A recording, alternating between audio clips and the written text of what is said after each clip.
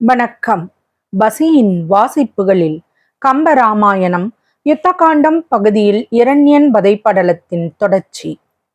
ஐராவதத்தின் தந்தங்கள் ஒடிந்து போனதைக் கண்ட அசுரர்கள் கண்ணிமைப்பதற்குள் விரைந்து சென்று அதனை இரண்யனிடம் கூறினார்கள். அது கேட்ட இரண்யன் முதிர்ந்த கோடைக்காலத்து சூரியனின் உக்கிரமான கண்களை உடையவனாய் கோபித்தான். அவர்களை பார்த்து, எவ்வகையாலும் கொல்ல முடியாத வஞ்சனையுடைய பிரகலாதனை யாவரும் இப்பொழுது கண்டு இகழும்படி அசைக்க முடியாத பெரிய மலைகளுடன் சேர்த்து கட்டிக்கொண்டு சென்று கடலில் போட்டுவிட்டு வாருங்கள் என்று ஏவினான். அவ்வாறே அவர்கள் சென்று பிரகலாதனை பெரிய மலைகளுடன் சேர்த்து கட்டிக்கொண்டு போய் கடலின் நடுவே போட்டார்கள். அப்பொழுதும் பிரகலாதன் திருமாலின் திருவடிகளை மறவாது அவனது திருப்பெயரை உச்சரித்ததால் கடல் மடு போலவும் அவனை சேர்த்து கட்டிய பெரிய மலைகள் மரக்கலம் போகவும் ஆகாமல் சிறிய சுரைக்குடுவை போலவும் ஆயிற்று. பிரளய வெள்ளத்திலே ஆளிலை மேல் சிறு குழந்தை வடிவத்துடன் பள்ளி கொண்டருளிய திருமால் போல கடல் மேல் துன்பமின்றி மிதந்த பிரகலாதன் தலைமேல் கைகூப்பி தனது உறுதியிலிருந்து மாறாத உள்ளத்துடன் பரம்பொருளை துதிப்பவனானான். பிரகலாதன் அப்போது எம்பெருமானை நோக்கி, ஆதி மூலமே, சர்வேஸ்வரா, நாராயணா, திருமாலே, லட்சுமி மணாலா, துன்மார்க்கத்தவரை அழிப்பவனே, தொடர் இன்ப துன்பமற்றவனே, யாராலும் வரையறுத்து அறிய முடியாதவனே, தீக்குணம் ஒன்றும் இல்லாதவனே, பெருமை பெற்றவனே, நான் உனது அடியாருக்கும் அடியேன். இந்த அடிமை தொழிலை விட்டு நான் அழியாத அகம்பாவத்தை கொண்டிருக்கின்றேனோ? உனது அடியவனான எனக்கு மனம் இறங்கி அருள் செய்வாயோ? கள்ளத்தனமாக நடக்கின்றவர்களுக்கு அவ்வாறே நடக்கின்றவன் நீ. இத்தகைய சிறப்பு பெற்ற உனக்கு உயிர்களின் உள்ள கருத்துகள் தெரியாதவை உண்டோ? அமுதம் போன்ற இனியவனே, கவலைப்படும் என் மனத்தின் நிலையை நீ இப்படி சோதிப்பது முறையாகுமோ? உன் திருநாபிக் கமலத்தில் இருந்து தோன்றிய நான்முகனும் 5 முகங்களை கொண்ட சிவபெருமானும் தேவராஜனான இந்திரனும் ஆகிய பெருந்தேவர்கள் வேத வழியிலே நடக்கின்றார்கள். அப்படி இருந்தும் அவர்களால் உனது உண்மை நிலையை அறிய முடியவில்லை. எளியவனாகிய நான் எப்படி ஒரு நாளில் உனது பெருமைகளைக் கண்டு உன்னை துதிக்க திறமுற்றவனாவேன்? நான் செய்யாத தீய செயல்களோ இல்லை. தீயவனாகிய நான் செய்த தீய செயல்களால் உருவான பாவங்கள் தவறாமல் என்னை வந்து சேரும். இது உண்மையே. ஐயா, நீ என்னிடம் கொண்ட அருங்கருணையாலேயே நான் முன்பு செய்த தீவினையாகிய பாவங்கள் என்னிடம் வந்து நெருங்குவதற்கு அஞ்சி விலகுகின்றன. மகா ஞானியரும் உன்னை தம்முடைய அறிவால் காண முயன்று முடியாமல் இறுதியில் உனது மாயையாகிய வலையிலே அகப்பட்டு மயங்குவார்கள். தாமே ஒப்பற்ற தலைவர் என்று சொன்ன தேவர்களும் இறுதியில் உனது சொரூபத்திலேயே அடங்குவார்கள். உண்மையில் உன்னையன்றி பரம்பொருளாவார் வேறு யார் இருக்கின்றார்கள்? ஒவ்வொருவரும் ஒவ்வொரு தெய்வத்தை முதல் பரம்பொருளாக சொல்கின்றார்கள். அப்படி அவர்கள் மாறுபட்டு சொல்லுவதற்கு ஆதாரமாக பெரிய சமய நூல்கள் அளவில்லாமல் இருக்கின்றன. அவை ஒன்றுடன் ஒன்று முரண்படுகின்றன. நீயே உண்மை பரம்பொருள்.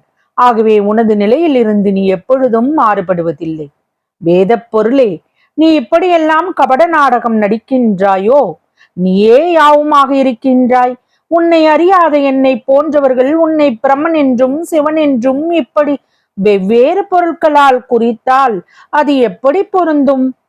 கொம்பும் இலையும் பூவும் கனியும் காயும் என்று சொல்லும்படி பலவேறு பொருளாயிருப்பினும் மரம் ஒன்றே என்னும் சொல் புதியதோ? அதே போல நீ பலவேறு ரூபமாய் இருக்கின்றாய். ஆயினும் நீயே ஒப்பற்ற தனி முதல் பரம்பொருள் அல்லவா?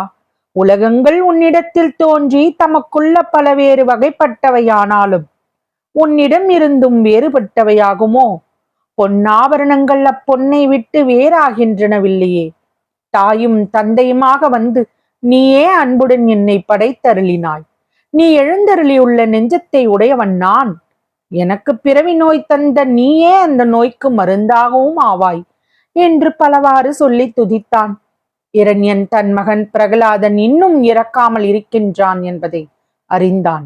உடனே அசுரர்களை அழைத்து அவனை என் முன் கொண்டு வாருங்கள் என்று சொல்ல அவர்களும் அவ்வாறே செய்தார்கள். தன் மகனை கண்ட இரண்யன் முன்னை விட கொடிய கோபத்தை கொண்டான். இவன் பைத்தியத்தை தெளிவிக்கின்றேன் என்று சொல்லி பற்களை கடித்து மனம் கொதித்தான்.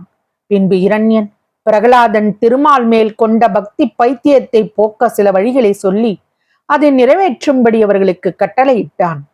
அசுரர்கள் தமது தலைவனின் கட்டளைப்படி பிரகலாதனுக்கு கொடிய நஞ்சை ஊட்டினார்கள். நாராயணின் திவ்ய திருநாமத்தை சொல்லும் தனது வாயில் அந்த நஞ்சை வாங்கி கொண்டு அவன் சிறிதும் மயக்கமின்றி இருந்தான். அதன் பின்பு இரண்யன் குதிரை சம்மட்டிகளால் பிரகலாதனை அடித்து கொல்லும்படி அசுரர்களுக்கு கட்டளையிட்டான். அப்போதும் அவன் சாகாமல் நின்று திருமாலின் திருநாமத்தை சொல்லி தியானம் செய்தான். எந்த வகையாலும் பிரகலாதன் இரவாததை கண்டதும் இரண்யன் தானே அவனை கொன்றால்தான் உண்டு என்ற முடிவுக்கு வந்தான். உடனே நானே இவனை கொன்றழிப்பேன் என்று சொல்லி கோபித்து அவன் 7 மேகங்களும் அஞ்சும்படி பிரகலாதனின் அருகில் வந்தான். தன்னை கொல்ல வந்த தந்தையை வணங்கிய பிரகலாதன், தந்தையே, என் உயிரைக்கு வந்து கொள்ள எண்ணினீரே, இது என்ன பேதமை? என் உயிர் உமது வசத்திலாயிருக்கின்றது. இல்லையே, இது எனது பெருமானின் வசத்தில் அல்லவோ இருக்கின்றது. இதனை கவர்வது என்பது அவன் ஒருவனால் தான் முடியும் என்றான். நன்று மகனே, நீ சொன்னபடி உலகங்களை எல்லாம் படைத்தவன் யார்?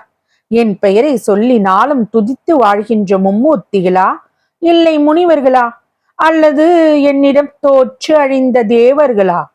இவர்கள் இல்லாவிட்டால் வேறு யார்? எனக்கு விளங்கச் சொல் என்று கேட்டான் இரண்யன். இரண்யன் அவ்வாறு கேட்டதற்கு காரணம் இருந்தது.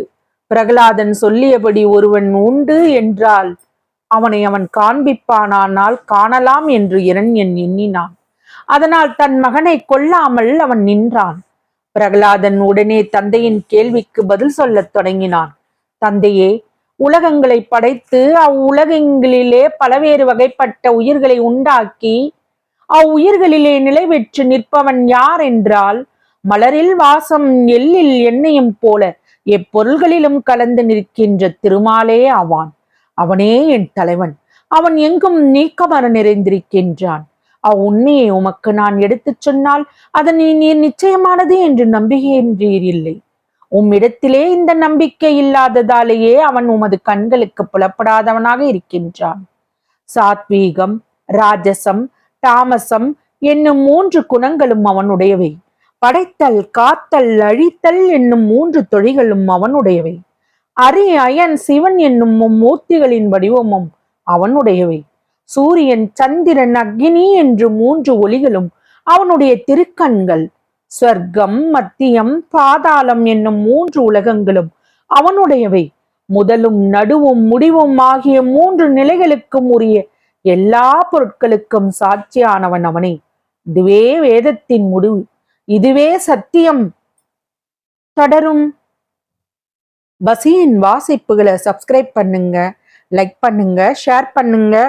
உங்க கருத்துக்களை கமெண்ட்ல பதிவு பண்ணுங்க. நன்றி.